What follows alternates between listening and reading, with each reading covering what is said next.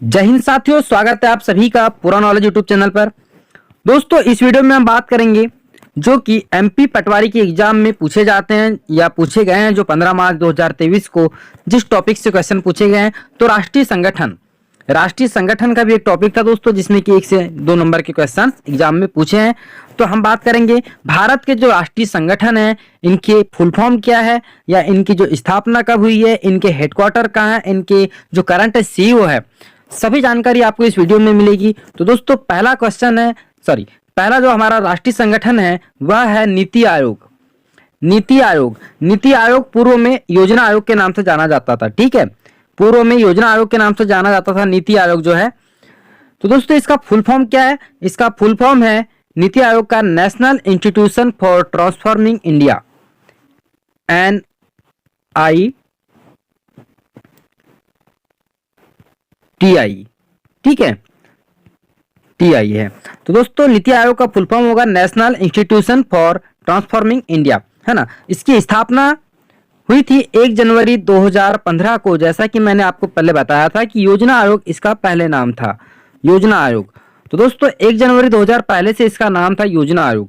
ठीक है, इसका हेडक्वार्टर है नई दिल्ली में। नीति आयोग का हेडक्वार्टर नई दिल्ली में है, और इसके जो करंट सीईओ है वह है श्री परमेश्वरम अय्यर। नीति आयोग के करंट सीईओ कौन है? श्री परमेश्वरम अय्यर। और दोस्तों, नीति आयोग का प्रमुख उद्देश्य है भारत की राज्य सरकारों द्वारा आर्थिक नीति बनाने की प्रक्रिया में अधिक भागीदारी। नीति आयोग का एम है, उद्देश्य है ना, कि भारत की राज्य सरकारों द्वारा आर्थिक नीति बनाने की प्रक्रिया में अधिक भागीदारी देना नीति आयोग का प्रमुख उद्देश्य है। ठीक है, अब अपना अगला संगठन है दोस्तों ISRO, Indian Space Research organisation.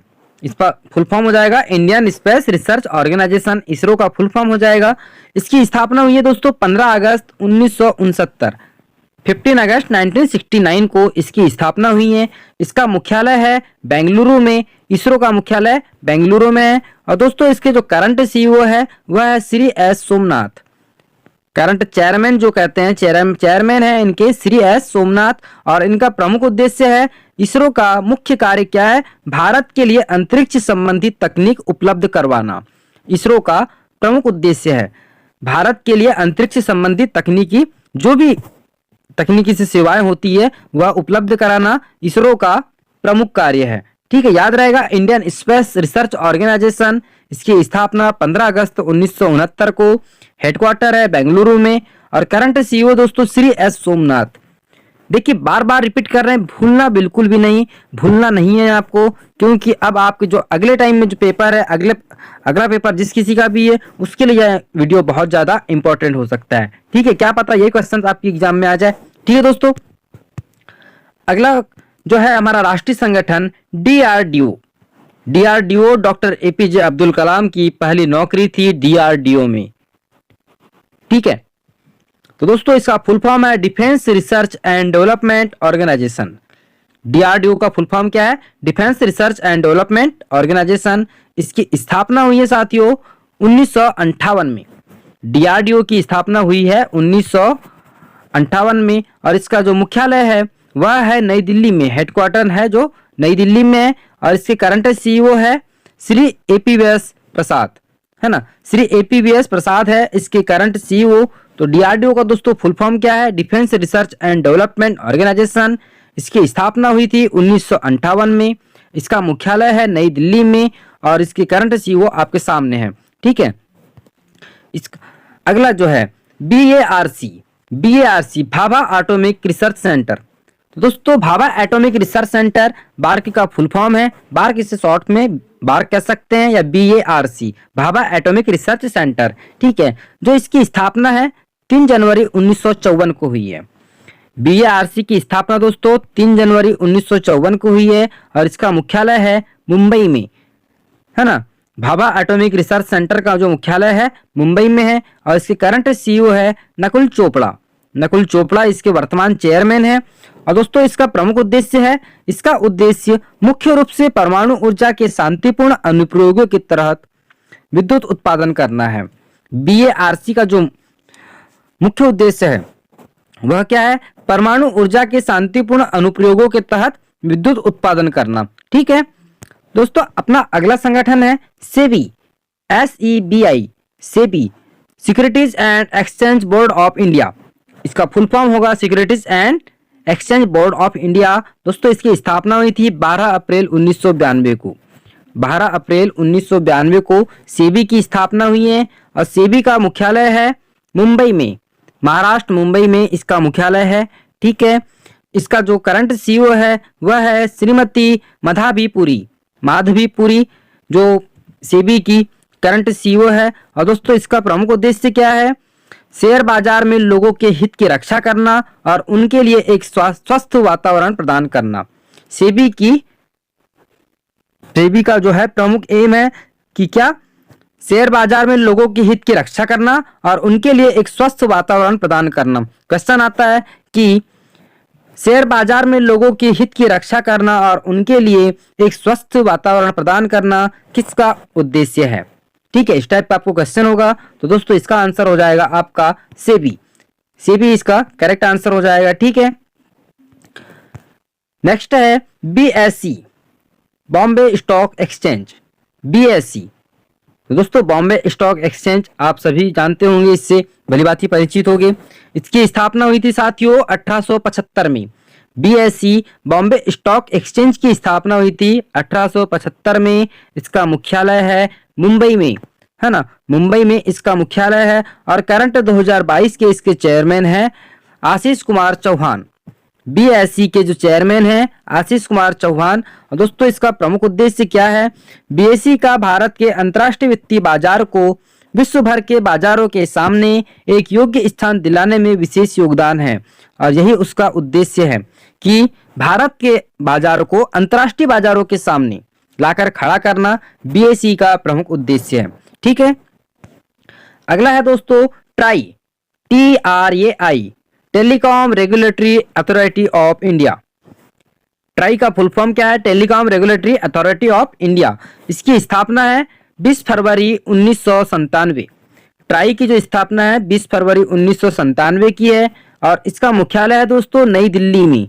Try का मुख्यालय कहाँ है? तो नई दिल्ली में, है ना। और इसके करंट CEO कौन है? Doctor PD Vaghela. Doctor PD Vaghela try के करंट CEO है 2022 तक। ठीक है, तो दोस्तों इसका उद्देश्य है कि एक ऐसा उचित और पारदर्शी परिवेश उपलब्ध कराना जो समान अवसरों के लिए प्रोत्साहित करे और समय समय पर टेलीकॉम के क्षेत्र में रेगुलेट करे। टेलीकॉम क्षेत्र को बहुत उच्च स्तर तक ले जाना ट्राई का प्रमुख उद्देश्य है। ठीक है, याद रखना ट्राई का फुल फॉर्म है telecom regulatory authority of India. ठीक है, इसकी स्थापना 20 फरवरी 1997 को हुई है। इसका हेडक्वार्टर नई दिल्ली में है और इसके जो करंट CEO है डॉक्टर PD वघेला। ठीक है दोस्तों, डॉक्टर PD वघेला ट्राई के करंट CEO है वर्ष 2022 तक। अगला है दोस्तों नाबार्ड, अपना राष्ट्रीय संगठन है यह, जो कि है नाबार्ड। तो नाबार्ड का दोस्तों फुल फॉर्म क्या हो जाएगा? National bank of agriculture of rural development.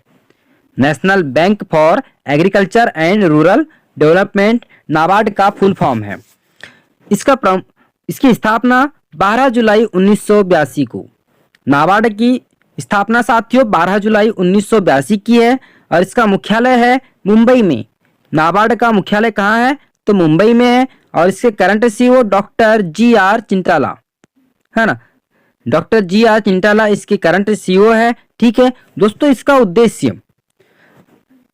उद्देश्य है नाबार्ड जो है, नाबार्ड बैंक विभिन्न वित्तीय योजनाओं को ग्रामीण क्षेत्रों में जमीनी स्तर पर कार्यान्वित करता है। नाबार्ड बैंक स्वयं के द्वारा बनाई गई वित्तीय परियोजनाओं की निगरानी और मूल्यांकन, ठीक है, और मूल्यांकन का कार्य करता है। ठीक है, परियोजनाओं की निगरानी और मूल्यांकन का कार्य करता है। और सरकार ने दोस्तों हाल ही में गोविंदा राजुलू चिंताला को राष्ट्रीय कृषि और ग्रामीण विकास बैंक का अध्यक्ष नियुक्त किया है। ठीक है, गोविंदा राजुलू।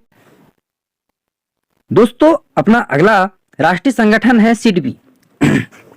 ठीक है, सिडबी का फुल फॉर्म होगा small industries development bank for India.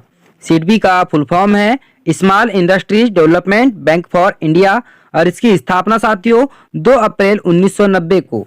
SIDBI की जो स्थापना है वह हुई थी 2 अप्रैल 1990 को और इसका मुख्यालय है लखनऊ में, उत्तर प्रदेश लखनऊ में इसका मुख्यालय है। और इसके जो करंट सीईओ है वह है श्री शिवा सुब्रमण्यम रमन। ठीक है, श्री शिवा सुब्रमण्यम रमन जो है सिडबी के करंट सीईओ है। और इसका जो मुख्य उद्देश्य क्या है, इसका उद्देश्य है रेफिनेंस सुविधाएं और उद्योगों को अल्पकालिक ऋण प्रदान करना। जो इंडस्ट्रीज ये होते हैं उन्हें यह अल्पकालिक ऋण प्रदान करती है, जो कि सिडबी का प्रमुख उद्देश्य है। ठीक है, अगला है UIDAI। आप सभी के आधार कार्ड में यह लिखा हुआ है UIDAI, unique identification authority of India. दोस्तों इसका फुल फॉर्म है unique identification authority of India. UIDAI का फुल फॉर्म है। इसकी स्थापना कब हुई थी? 28 जनवरी 2009 को। UIDAI की स्थापना 28 जनवरी 2009 को। और दोस्तों इसका मुख्यालय है नई दिल्ली में। ठीक है, इसका मुख्यालय नई दिल्ली में है। इसके जो करंट सीईओ है सौरभ गर्ग। UIDAI के करंट सीईओ है सौरभ गर्ग।